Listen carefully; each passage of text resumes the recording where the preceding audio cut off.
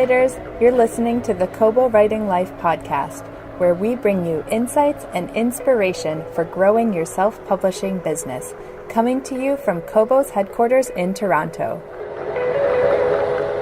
Welcome to the Kobo Writing Life podcast. I'm Chrissy. And I'm Stephanie, and in today's episode, we're sitting down and talking to Brenna Aubrey about translations. That's right. Brenna has been a breakout star in Italy and France, specifically with Kobo, with her translations. So I know I get this question all the time when I'm on the road talking to authors, and I'll say these are booming markets for us. And they say, how can I do that? I don't speak that language. I don't market in that market. So Brenna breaks it down in detail how to do translations and how to do it right so that you can maximize your path to getting a return on your investment in translations, which can be quite expensive. So if you have ever thought about translations or think you might in the future, this is the episode for you. Today, I have with me a very special guest, Brenna Aubrey, who writes geek romance and has been a Kobo Writing Life author for many years. I've had the pleasure of working directly with you. Thank you for being with us today. I'm honored. Thank you for asking. Thank you. So I want to start with that tagline, actually, geek romance. How did you land on that niche, if we're going to call it that? And yeah, I guess it is a niche within the larger contemporary romance market. Yeah, it's definitely a geeky contemporary romance. And there's a little niche there. But fortunately, I've been able to get and find lots of readers who normally read contemporary romance and knew nothing about gamers and geekiness. So how I got started in it is basically, I've been a gamer. I've been a geek since high school and video games. So when I sat down to write my first contemporary, at any price, when I sat down, I wanted to make my hero, it was kind of trying to appeal to the billionaire market too. So I thought I'd make in tech. And then I thought, well, why not just make, running a game company? And so it kind of went from there. Got it. And so I made my heroine a gamer geek girl, and fortunately didn't have to do a whole lot of research there because I had all that experience myself. I often joke I would have probably started publishing much earlier if it hadn't been for my gaming habit. But hey, in the end, it helped with the writing. So.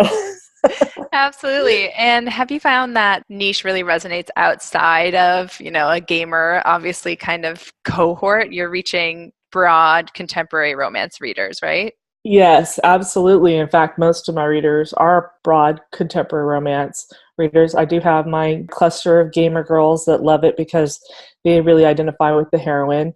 But, when I read reviews, World of Warcraft has hugely dominated, those type of games, like World of Warcraft, but especially World of Warcraft itself, is so popular that everybody knows somebody who played WoW, either a husband or a relative or a son or daughter. And so, I have a lot of readers who go, now I think I understand now why, so-and-so loves it so much, because they were able to kind of see it from character's point of view and why the characters love it so much and are able to relate to each other. Oh, that's really cool. Online. Yeah, love it. I didn't know that. And so when did you get started? Can you give us just a quick snapshot of your writing and publishing career from then to now? I have been writing for a long, long time. I used to do tabletop gaming, Dungeons and Dragons. I made up this really interesting character. The group I was playing with, Dungeons & Dragons, usually run by a GM, and then you have your own character within the world. It's kind of like an interactive, if you're familiar with the game at all. Mm-hmm. It's a little bit like an interactive story where you all get together and you're all telling a story together. But I had my character, and I wanted to develop her backstory. So I just sat down one night just to write a brief biography of this character in a fantasy world. And I kept going and going, and I was writing it very much like a novel. And I just kind of stuck with this really intricate story, and it ended up winding up into this huge, prolonged, 4 books. And I didn't know what I was doing back then. It was just hobby. It was fun for me. On a given night, instead of sitting down in front of the TV, I preferred to go up and work on my story instead. After a while, I was passing out pages to friends, and they'd read it and they'd say, this is really good. You should consider trying to get published. And I'm like, well, I don't know anything about the publishing business at all. So eventually, as time went on, it was recommended that I join Romance Writers of America. to learn more about the business. And I'm like, well, I'm not a romance writer. At that time, I wasn't. I was writing just straight high fantasy, Game of Thrones style, not quite that dark, but that along that line. But I had read a lot of romance when I was in my teens and early 20s. And then I kind of veered away, and I was reading a lot of fantasy and science fiction at that point. So anyways, I joined Romance Writers America. I started making all these great new friends, started learning all kinds of amazing things about the business in general. And of course, then I started reading a lot of the authors that I was meeting. I kind of fell back in love with the genre. And so I wrote a historical romance, and I did the whole, query, got an agent, went on submission. And at that time, historical romance was kind of on a downturn in popularity-wise with New York. That's actually a very strong market with self-published authors, but New York was kind of veering away from publishing. And this is where kind of the unique part of my story comes in. While I was on submission with that historical romance, I had this idea that had been nagging me forever, the idea for At Any Price. And it was that a gamer girl decides she needs a lot of money for medical school and to help her with her mom's medical bills and those type of things. And, obviously it's a story that takes place in the United States and not Canada, where you don't have to worry about medical bills. And so she makes this controversial decision to auction her virginity online. And that was the whole premise for At Any Price. And so, it's this really kind of controversial, hooky idea. And I wrote it while I was on submission with the historical. The historical kind of made the rounds and got roundly rejected. And at the same time that I was writing At Any Price, this was in 2013 or early 2013, the self-publishing was really taking off by that. I had a couple of friends in my RWA chapter who had been really successful and was self-publishing. And the genre was is contemporary, but also kind of bordered new adult, and new adult was taking off really well. And so I thought maybe I should self-publish this. So I was sitting at lunch with my agent, and I was telling her what I was working on. And she said, "That sounds really interesting. Can I read it?" And so I sent it to her, and she read it and sent it back to me. And she said, "This is really, really good." And she gave me a couple of, suggestions or how to change it. She goes, "I'd like to shop this to New York." And I told her, "Well, I'm really thinking about self-publishing this." And she says, "Well, I really think that there would be a positive reception." So I'm still really, really torn at that point. This is the summer of 2013. And RWA National Conference was in Atlanta. And I was still, teaching through the school year. I was a high school teacher. So I borrowed some money from my mom. I said, "Mom, I really think I should go to this conference because I've got, there's a strong possibility I might be able to sell." And so I went to this conference, and there's all these great self-published authors there that were talking about, Liliana Hart and Bella Andre and all of those. They were doing these workshops and sharing all their info. And I was getting so excited. At the same time, my agent was pitching to editors. Anyways, long story short, because I know this is not what we're here to talk about. I love it. I came home. I started taking steps to self-publish. I scheduled an editor, scheduled a cover designer. At the same time, my agent was talking to editors in New York, and they were getting very excited about the book. And so it turns out the book went to auction with 4 different publishers wanted it, and then 2 were kind of fighting over it and went to auction. And so I got this really amazing offer for 2 different Big 5 publishers who wanted the book. And I kind of weighed things over. I asked a lot of questions. I didn't like about that time that non-competes were getting very, very kind of grabby for rights. And I wanted to be able to self-publish while I published, if I published with I wanted to also be able to self-publish at the same time. And they couldn't promise me those type of things. So I didn't feel comfortable with it. And I really kind of had studied it out. I talked to a lot of other authors and went with my gut, and I decided to self-publish. I blogged about it when I released At Any Price, and that kind of went semi-viral within the community. And so I was kind of known for the person who turned down the 6-figure New York contract. But fortunately, it worked out really well. It really changed my life because in 2015, I was able to quit my teaching job and become a full-time author. And it absolutely was the best decision for me. And I'm not saying that's the best decision for every author, but definitely the best one for me. And I'm really glad. And, I published wide right from the start, and I've stayed wide this whole time. And I'm really happy with that too. Really, thing that really surprised me is the way I'm able to reach international readers, Yeah. especially on Kobo. Awesome. I love that story. And before we move on to the global reach and translation in particular, because that's a layer of expertise that you have that I would love to just share with our listeners.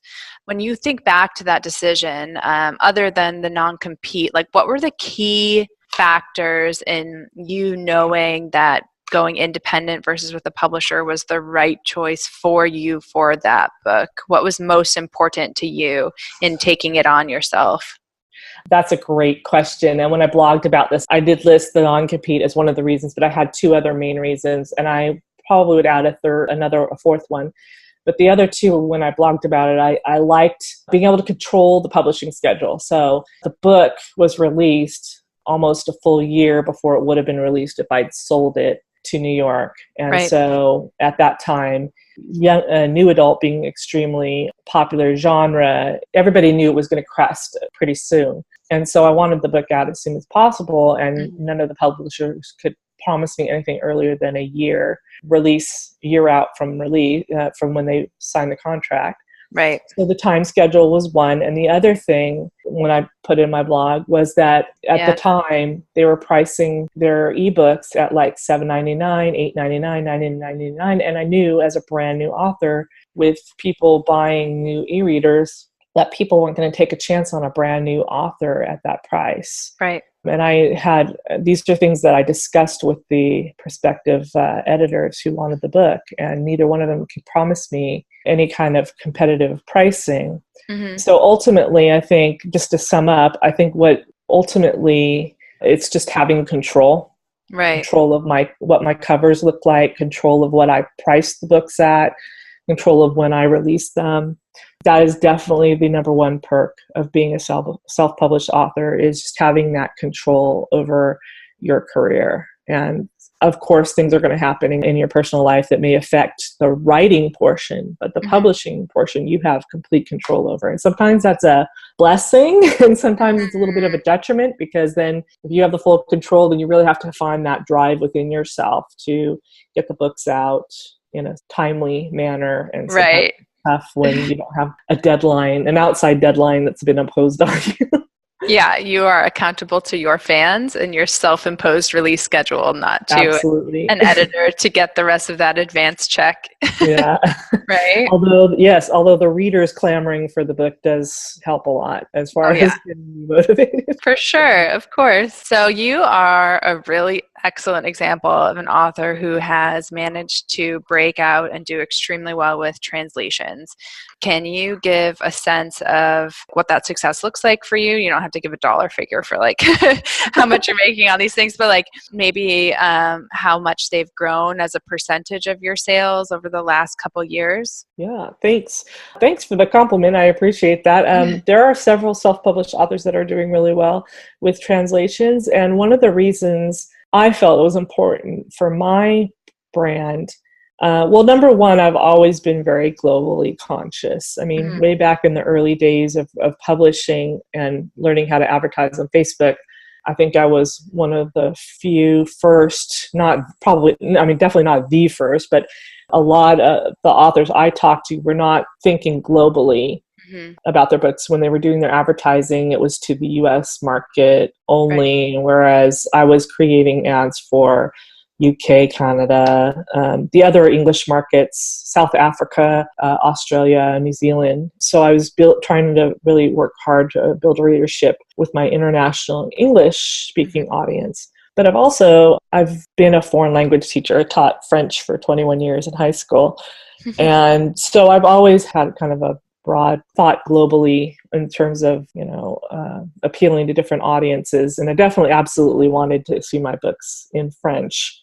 But I hesitated to go French first because I know that the French-speaking population, or at that time, they're still very attached to paper books and buying books in bookstores. It's still very much part of the French culture. So I went with the Germans first because after I'd done research, I'd realized that the German market was picking up a lot of an ebook audience, that e-readers were selling really well in Germany. And so when I was looking to branch out. And one of the reasons I did that too is because as my books started to come out, they were taking longer and longer to come out. So I'm not a frequent publisher. My books are long. They're much longer than typically your average contemporary romance is anywhere from 70 to 80, 85,000 words. And my book's, the shortest one is 95,000 words, and they go up to 120,000 words. So they're long and wordy. They take a while to get out. So, and I was thinking, it's great being able to push my backlist in English to the different markets, but what if I had, more books? This was a way for me to be able to publish more books without having to up my production to a point that I wasn't capable of doing. So I thought, okay, maybe I can try another language and see if that can fill in the gap of my publishing schedule. So I very much think of my business. My husband and I work together. He does a lot of the production end of mine. I'm the creative, and he's the one who does a lot of the back end stuff. He's my formatter. He does everything with my webpage and my newsletter list and all of that. So I needed a way to be able to produce content without having it be, more coming from me. And so I started to reach out to find translators. And the great thing is that once I do the footwork to finding the translator, he does everything else. So I can kind of pass it on to him, and he's the one who handles the contract and all of the paperwork and the project management with the translator. So eventually it's gone to the point where a good solid 30 or more, depending on the year and depending on how much I've been able to publish, a good 30% to 45% of my income has come from translations over the past 3 years. My first translation came out in late 2015 in Germany. And then I kind of broke out. I put the first trilogy out in German, then I put the trilogy out in French and so on. And now I'm in 3 languages besides English. So I'm in German, French, and Italian in that order. And I think that's really smart that those are the 3 that you targeted. We obviously see a lot of growth happening in all 3 markets. And thinking about it from a logistic standpoint, at what point do you think an author should think about translation in their career? That's a great question. And then also we have to discuss that there's more than one way to go about, translating. You can traditionally publish your books, and many self-published authors are traditionally published in the foreign markets because they sell their rights. And, that's a totally viable option. As for me, I wanted that control. I wanted to be able to market the books, and I wanted to be able to see the higher return. A lot of times, pretty much most of the time when authors sell their rights to the foreign markets, unless it's a very big market, they're not going to get anything beyond the advance. Yep. And with the smaller market, that's perfectly fine. But with a big market like German and French has grown tremendously, and so is Italian. It really is worth it to consider doing the work to do the self-publishing, because you're selling so many volumes, you're going to get your full percentage from that, as like you do with your English books. And the readership is such that it's definitely worth it to cultivate. So I would advise any author thinking about translating to look at their backlist, look at their most successful series, look at the comparable titles if those books have been translated into that language, and see how well they're doing. Of course, that you've accumulated enough earnings that you're ready to invest back into your business. So you're making enough from your books that you can pay yourself and you can live, but you also have money set aside. We usually invest a certain percentage back into the business. And so you've accumulated enough that you can pay a good translator, and I emphasize good. And so you're going to be paying anywhere.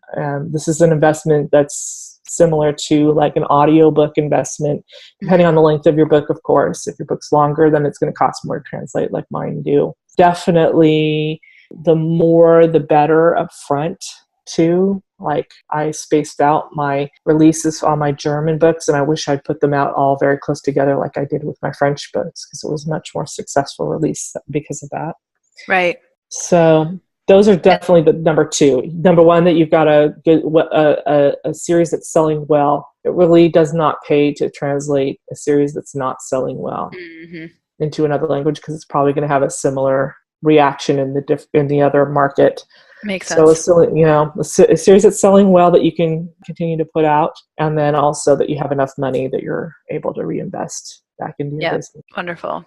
And so in terms of budget, typical audio, you're thinking, you're sitting around $2,000 to $5,000, anywhere in that range, depending on the amount of time. So you're saying similar ballpark?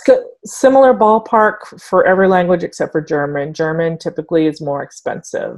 German translators can command a higher fee for several reasons. Number one, it's just the market. Good German translators, it's a more competitive market to find them. And the other factor is that by German law, German translators are due a certain amount of royalty, depending, by German law. But a lot of them will take that up front, and you can write it out in the contract as part of the events. And so it works out to be a higher, almost like I'd say like 1.75 or 1.5 times more than what you're paying for the other markets. Makes sense. And then last kind of pragmatic question in terms of setup, how did you find your translators, or how would you recommend an author find a translator that they can trust? Because a lot of authors, I know you actually have a language background where you can do spot checks yourself. A lot of authors, that's not true. They might be able to find a friend to do it for them if they're lucky, but it would be a whole lot easier if they started on the basis of knowing that the work is right. Good. Well, there's definitely certain criteria I recommend. First of all, you absolutely need to make sure that your translator is a native speaker of the language that the book is being translated into. So if someone says, and I actually had someone write to me and go, I have a degree in French and I'd love to translate your books into French. And I'm like, I have a degree in French too, and I know enough that I know that I don't know enough French, and I'm not on the level. I mean, I'm fluent in French, but I'm not native idiomatic fluent. And so I don't have the command of the language enough that I would be able to do that, besides, of course, to it being not a good use of my time. I'm better off producing my content in English. So yes, your translator should be a native of the language, but they also have to be a good writer in that language. The one thing that you need to know, especially if you're not bilingual, is that writing and translating, it's not an exact science at all. It's an art. It's taking the flavor of the source and kind of being able to project that same flavor in your native tongue, so that figures of speech or, famous stories or fables that are common to our culture, our English-speaking culture, might not be well known in the target language culture. And so a good translator would be able to find an equivalent in order to convey the same thing. For sure. Makes total sense. So number one, native speaker. Number two, a good writer. The way I suggest finding out, there's some sites like Elance and Upwork. I think they're the same one right now, or Babelcube, however you say it. That one too. Now that one's a little bit trickier, because if you find your translator via Babelcube or Babelcube, you agree to keep using that translator. If you keep working with that translator, you have to do all of your work through Babelcube, and then they upload, and you have no choice. It's royalty share. However it is that you, based on how you agreed to it, they will upload all the books to the stores. They take the money, and then they split it back out to you and the translator. So you lose a bit of control if you go through Babelcube, but it is a good way to find translators. Upwork, Elance, and then other ways you can do it. You can ask for referrals from other authors who are translating. They may or may not be able to share with you, depending on the fact that if they're in the middle of translating my backlist, I'm not going to be giving my translator's name out to a bunch of other people, because, hopefully they're committed to doing mine until, they reach a point where I run out of material for them to translate. Yep. But another way that I've used, and this is how I found my Italian translator, and she's excellent and very, very quick. She can translate way faster than I can write, and so she's pretty much caught up with me. And I've only been working with her for a little over a year. But I found her I went on the bookstore site. So in the language, I went on Kobo, Italy, and I started browsing in my genre. I started looking at books written by authors that I knew in English that were comparable to my books, or people that were, customers who also bought this, based on, who your comparable authors are. So I went and I looked at my comparable authors on the Italy store, and usually the translator is credited either in the sample part of the book, or on the actual site, or in the book description.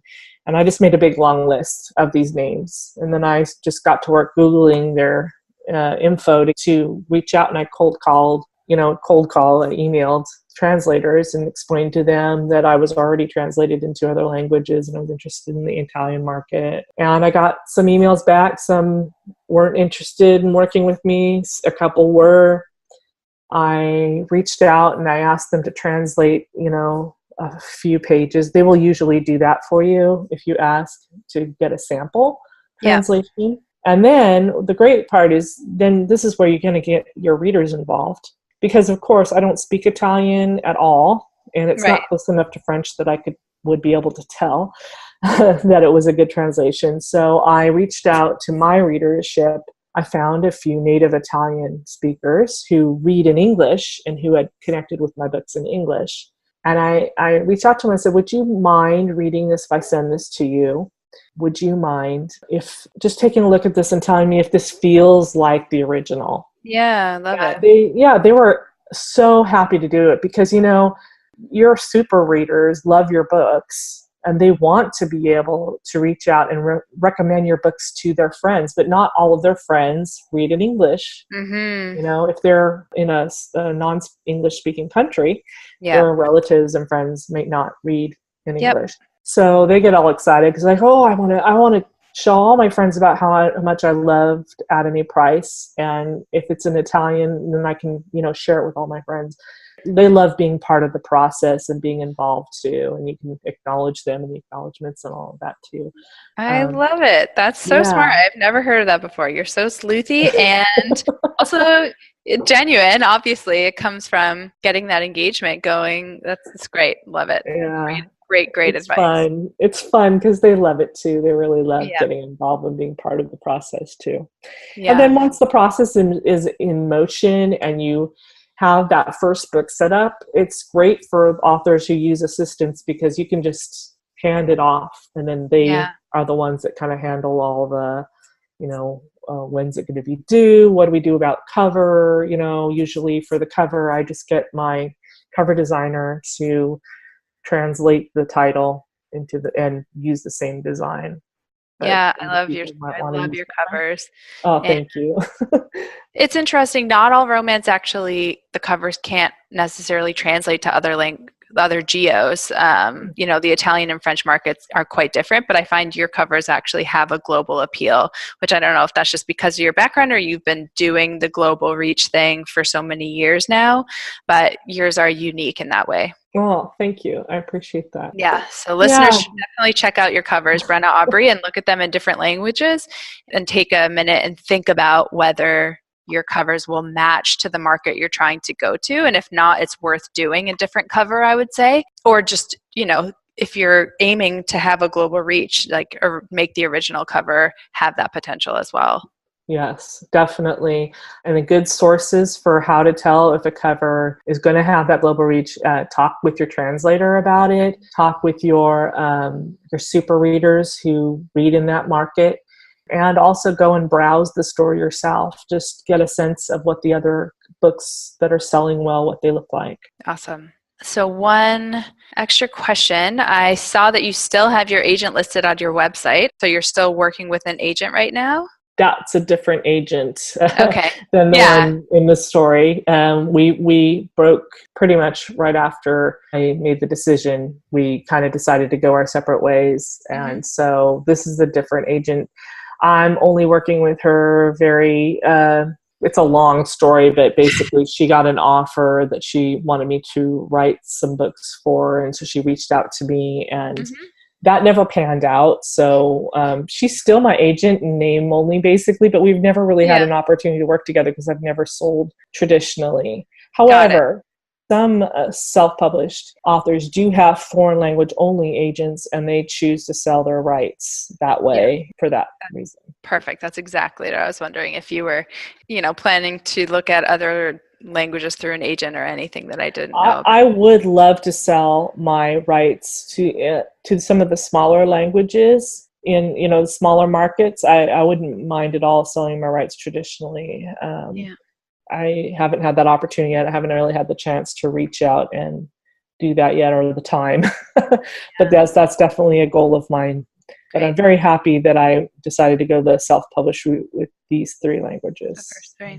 Okay, so let's say I'm a self-published author. I get an excellent translation, a great cover. My books are out in the French, Italian, and German languages.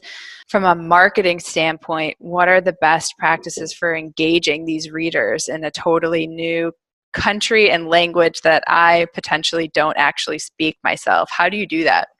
It's not easy. I have to say it is a challenge. And I think that's probably the number one thing that kind of stops up most self-published authors is that point right there. How do I market these books if I don't speak the language? Yeah. So here is my advice. Now, obviously, I don't have that problem with my French books. I'm able to market my French books and engage with those readers because I speak French already.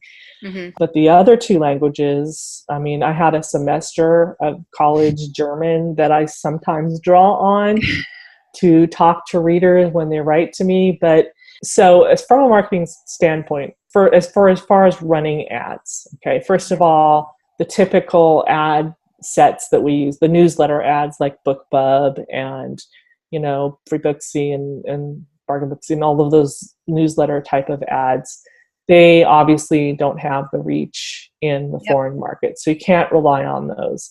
For sure. German does have we kind of call it German BookBub, but it's not really. It's called Book Deals. Yeah. And you can run ads through them, but that's about the limit. As far as I know, I have not yet found a reliable or comparable source for the French market, and I would love to. So if any of you out there know of anybody doing a newsletter for French readers, let me know. Reach out to me sometime.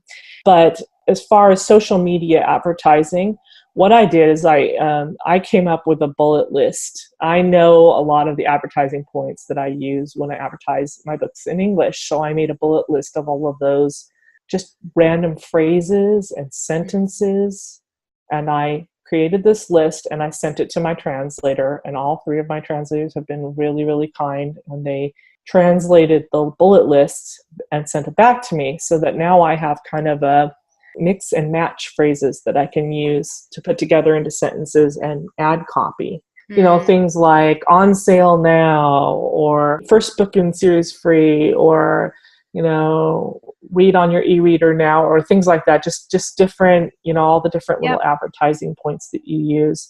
And I just had them translate that. And then I just kind of mix and match when I put the ad together, and I choose a compelling image, just like you do with an English ad. And that's what I do for social media. Instagram is really good in those markets as well. Facebook for advertising. So let's say you post that ad, and sometimes people actually reply to the ads with a comment, like someone writes back in German. Do you do a Google Translate kind of response? Yeah. Absolutely. And I even say, I'm sorry, I'm using Google Translate, or sometimes I don't even bother, because they can figure that out. You know, and they're just happy that you answered them. They're so sweet. I just released my latest book in Italian 2 days ago. So I've been getting a lot of Italian emails and people reaching out to me on social media in Italian, and they just write straight in Italian, and they know that I don't read Italian. So I'll take their comment, I'll copy and paste it into Google Translate so I know what they're saying. and then I'll get back to them. The other thing I wanted to say, and I skipped this about the marketing, is you do definitely need to have a bit of a web presence in the target language. And that's super easy to do. You can buy a domain in that country and just point it at your website. I have a page for each of the languages. So anybody listening, if you're considering doing this, go look at my website. And I'm not doing that. I'm not saying that for self-promotion purposes. I'm just saying that you can use it for an example. I have little flags in the corner for each language. You can click on that and you'll see the books in that language with all the information. And I also have my mailing list. So I have a separate mailing list for each language. And so the readers are able to sign up in their language to get notification. And again, with the same thing, I either use the pull quotes, or if I want to write a more long involved note, for example, I'm going to be signing in Paris in a couple months. So if I wanted to tell my readers about the sign, I already did, but I'm able to write more about that. Now, obviously I did that, but anyone else who doesn't read or write in French could just send a paragraph to their translator. Also, on a smaller scale, if you can't get your translator to do it, you can get people on like Fiverr, things like that. I mean, obviously the quality, you're going to have to find people that you trust that put out decent quality and aren't going to just run it through Google Translate. But if you can get somebody in that language to just kind of give you a quick eyeball to tell you whether or not it's written well. Once you get your people in place, and you have them, you can reach out to them to do the small jobs as well. Awesome. Email list, website. I don't do anything else. Some people have a Facebook page in that language. I just basically, I run it all out of my same social media, but sometimes I'll tweet in French. Sometimes I'll post in German. If I have a new release, I'll put the German cover up with a blurb, and I'll say coming soon or available now or pre-order, something just really brief like that. Mm-hmm. And then at the very top of it, because I'm writing in the foreign language, I'll say for my German readers, so that anybody looking at the post will know why it's in German or why it's in French or whatever. Smart. Awesome. Yeah, I just don't have the time or the energy to run the foreign language social media for each language. So I just run that all through my main page. But definitely website, not so static. All you have to do is basically add. You don't have to be translating your blogs when you blog or whatever. But, just putting your books up with your buy links on the website, and maybe just when the next book is coming, or the common questions that people ask. Yeah, amazing. I want to do just like a quick fire round of a couple questions. So you already mentioned that you started out by going to RWA, but is there any other key conference that's made a big difference for you in your career? I've attended the NINC a couple times. There's great information there. That's Novelists Inc. in Florida, and they meet every year. Great resource. RWA also has regional conferences. If you can't travel to their national conference, they do. The chapters will every so often in certain regions of the country do a regional conference. It's kind of like a mini version. It's also cheaper usually. I've done a couple of conferences for self-published authors. They're not really regular. There was one in Hawaii and one that was in Houston this last year for self-published authors. But the main ones that I've attended with a lot of great info were RWA and Novelists Inc. Awesome. What is something that your fans might not know about you? Something my fans might not know about me. This is a total surprise question. I don't know. Probably my life is super boring.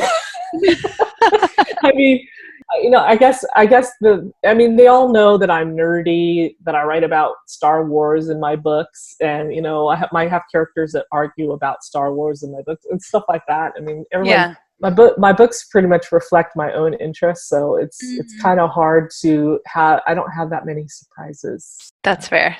Yeah. I'm pretty much an open book. I like it. There you go. So no secrets at this time, but that's okay. You can always feel free to share those with us. What is a goal that you're working towards right now? A goal that I'm working towards right now, I want to be more consistent with my releases. I had a rough patch here where I wasn't able to really get a book out. It was a combination of a bunch of things going on. I had some health struggles, and I also had some other issues going on in my personal life. And so I wasn't able to get a book out almost a year and a half, which is a long gap for a self-published author. Yeah. And I'm back on schedule now. I just released a duet really late last fall. And so those books are doing really well. Those are not gamers, actually. That's a brand new series about astronauts. And the astronauts kind of work for a SpaceX type private commercial company, but they're also contemporary romances. How I like to say it is they're military romance with my geeky bent. So military plus geek, I saw as astronauts, being smart and kind of geeky, but also, what most readers love about military heroes, being protective and strong and able to, awesome. I love it. I love it. Very cool. Yeah. So anyway, another goal is also to be able to branch out in some more languages. I'd love to, I don't know, maybe touch the Portuguese market. I hear there is a great deal of readership in Brazil. I'm not sure though.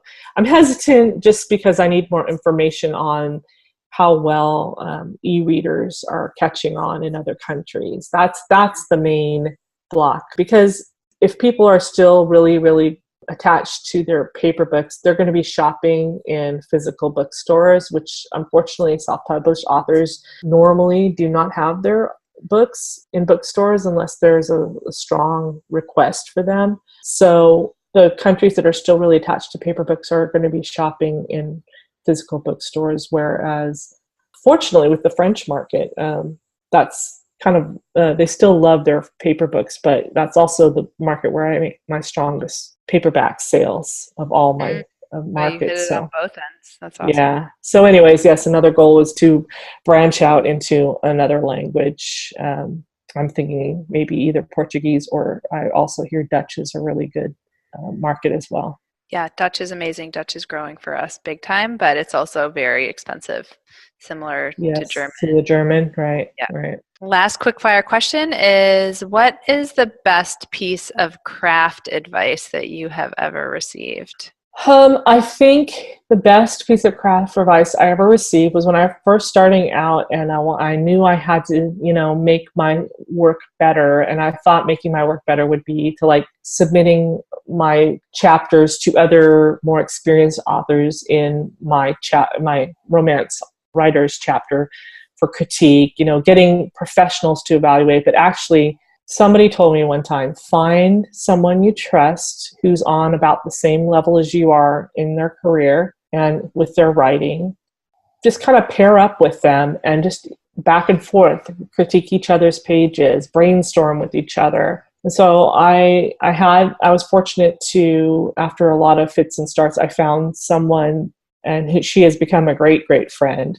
But I found someone who we were on the same level. We had similar goals, and we hadn't published yet, but I felt we were very similar in skill level. And I learned so much, not only from her critiques of my work, but from critiquing her work. A lot of the things that I was picking out of her work, I was like, oh, okay, either this is one of my strengths or it's something that I'm not doing that I should be doing. And I think that really is what helped me take my writing to the next level. To become a professional, was from amateur to professional, was to have this partnership where I could go back and forth and we could work on improving each other. And I really felt like her writing also benefited as well. And who is that? Oh, her name is, she writes as Kate McKinley. Oh, she's awesome. She writes historical romance, and she's self-published as well. There are so much about self-published foreign market. There's the nitty-gritty details, like, what should the contract look like and things like that. These are things that I've been invited to talk to different chapters about. So, definitely make sure you have a professional contract and that you have an agreement on when it will be delivered and a payment schedule in the contract. as well as your legal information, the translator's legal information. Make sure everything is on a contract, especially if you're paying part of it up front, depending on how you two agree to do the payment schedule. But I definitely don't suggest you pay everything up front. However, most translators will request a deposit, and that's perfectly, fine. But and again, this becomes less of an issue as the more you build this relationship with your translator. And I mean, with one of our translators, we don't even do a deposit anymore because they just know we're good for the money when they turn in the work. But it all depends, and just make sure that you and your translator are protected. Also, make sure that you're paying a fair wage, that your translator is getting a proofread / edit, or you are doing it. Just make sure that agreement's in the in the language of the contract as well. It's kind of overwhelming and daunting, and I think a lot of self-published authors shy away from it. But it's like everything else. If you just start with baby steps. I just had that one book translated into one language, German, just to test the market, and I was so happy with how that book did that I was able to I jumped in with 2 feet into that German market, and I've had bumps along the way. I'm not saying it was always perfect, but it's definitely been worth it, in the end, because it's really diversified my income. And I feel like, I've always got something. Like, for example, we just barely did our first and free. We just barely did that with Italian. So now we're hoping for a little bit of an income jump now, because I have the other 5 books paid, that once we take the first book free, we hope to have that same, jump in income that we did when we did the books English and languages. So. Awesome. Yeah, I feel like it's such a smart way of treating this business and taking advantage of all the global opportunities that are available to indies right now. But you have to approach it from a business perspective and with knowledge, and not many people have the amount of knowledge that you do. So thank you for being so generous with your time and learning the lessons that you learned along the way. And again, if you want to see an example of the work that you've done, your website is it just BrennaAubrey.com? BrennaAubrey.com for the English website, and BrennaAubrey.fr for French, BrennaAubrey.de for German, and BrennaAubrey.it for Italian.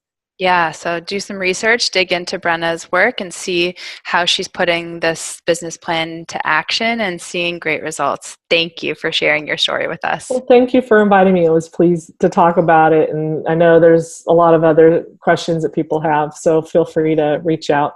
My contact form is on my website if you have questions. I love it. Thank you for offering that. That's great. All right, bye, Brenna. Thanks for having me. So we hope you enjoyed our interview with Brenna, and if you're interested in learning more about foreign markets, make sure to check out our episode Going Global with Kobo Writing Life, where we sit down with KWL's European manager Camille Mafidi. Yep. She breaks down all kinds of additional advice using her expertise pitching Kobo Writing Life authors and titles across European geos. So I feel like these two are kind of bookend episodes, and you'll get a little bit of different information and perspective from each one. So if you got an extra, 40 minutes to an hour right now, go grab that episode. It's episode 120. Yeah, and if you still have more questions or want more information, let us know. Post it in the comments on the blog or on social. And if you're going to give translations a try, we'd love to hear how it goes. So stay in touch with us, and we hope we'll see you next week on the Kobo Writing Life podcast. Bye! Thank you for listening to the Kobo Writing Life podcast, where we provide insights and stories from leaders and experimenters in the world of self-publishing. If you want even more information about growing your Kobo sales, check out our blog or find us on social. And if you're just finding us and ready to start your self-publishing journey today, sign up for free at kobo.com/writinglife. Until next time, happy writing!